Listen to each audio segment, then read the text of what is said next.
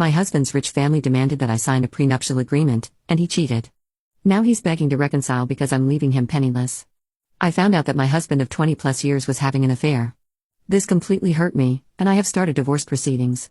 This has been hard for our 4 children, but I cannot spend the rest of my life with someone I can't trust. Before we married, my husband's family had money and demanded prenuptial agreement. I had no problem with it, but since then, the family's money has been lost due to bad investments and lawsuits. My husband was a Psalm for the majority of our marriage. Our youngest child is 19, and because of the prenup, he can't get alimony. In short, my husband will be screwed. The only thing we own together is our house. And while it is paid off, my husband won't be able to afford the upkeep or HOA fees, so he will effectively be homeless. I do not intend to give him any support for any reason. Since serving my husband's divorce papers, I have refused direct contact as my lawyer has advised, but he's now playing dirty by getting the children involved. We have 2 boys and 2 girls, and my husband has been pleading with them to get me to agree to halt the divorce proceedings in favor of counseling.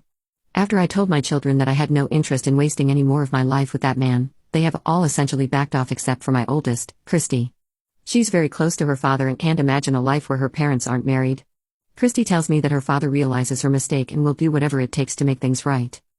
She says I owed it to the family to work things out. I refused and told her it wasn't her place to make those demands. Since then, the only time Christy talks to me is when she's sobbing and asking me not to destroy the family. I understand that this is hard for her and offer to pay for therapy so she can cope, but she said there wouldn't. However, my other children say Christy's behavior is worsening. Update.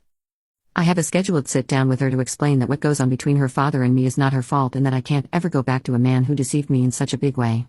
I told her that I try to be as forgiving and empathetic as possible, but will never tolerate people who lie with malicious and selfish intent and try to cut them out of my personal life as much as possible. I was very calm when I said this and tried to be as loving as possible to my child, but it didn't work. Christy ended up breaking down and again tried to get me to convince me not to divorce her father and just forgive her. I refused and, in the end, went and see with Christy for a little bit. I only spoke to her again 2 days before my other daughter's, Jane, birthday through a text asking her not to bring up the divorce since this was going to be the first time my wife and I would be in each other's presence since I filed. I sent the same text to her father and didn't hear anything from either of them. Things were a little tense and awkward on Jane's birthday, but I thought it was going well. Until my husband decided to be passive-aggressive and spoke about how good it is to have a family together during important events. Everyone saw through his crap, and my son, Jack, called him out on it and said that he was selfish to bring this up on Jane's birthday. Christy started defending her father, and Jane, understandably upset, revealed that the only reason Christy was on their father's side for reconciliation was because she didn't want the fact that she not only knew about the affair, but helped her father cover it up. There was a big fight that wouldn't get resolved right then and there. I ended up leaving and was even more heartbroken all over again. Not only did my husband betray me, but my daughter too. I knew she was closer to her father than me, and I was okay with that. But this, I don't know what I did to make my eldest daughter so disloyal to me, but I am now resolved to go full and see with her until after the divorce and possibly for the rest of my life.